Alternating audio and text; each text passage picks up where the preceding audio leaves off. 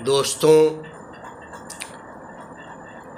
कुंडली में मुख्य रूप से लोग ऐसा समझते हैं कि कुंडली में जो 12 भाव होते हैं, 12 घर होते हैं, उनमें जो धन का भाव होता है वो द्वितीय होता है, दूसरा घर धन का होता है और एकादश 11वां भाव धनार्जन का होता है, इनकम का होता है।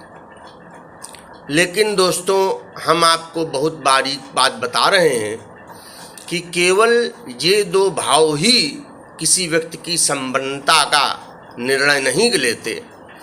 दूसरी चीज़ें और भी हैं जिनसे ये विचार किया जाता है कि कोई व्यक्ति संपन्न है अथवा नहीं।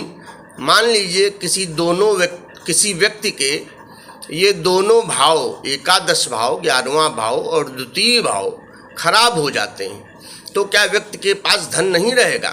क्या वो दाल रोटी नहीं पाएगा? क्या वो संपन्न नहीं होगा?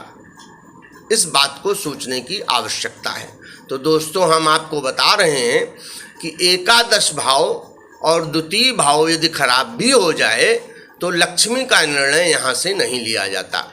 एक श्लोक है हमारे वैदिक ज्योतिष में, कहा जाता है विष्णु स्थाने च केंद्र स्यात् लक्ष्मी स्थानम त्रिकोणकम तदीयोच्च संबंध राजयोग पुरोहित।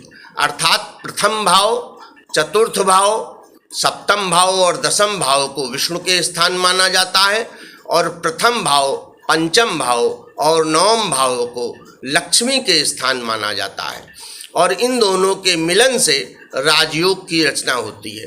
तो लक्ष्मी के स्थान और विष्णु जी के स्थान में आपने देखा प्रथम स्थान लग्न का भाव आता है, इसलिए स्वयं में राजयोगकारी होता है।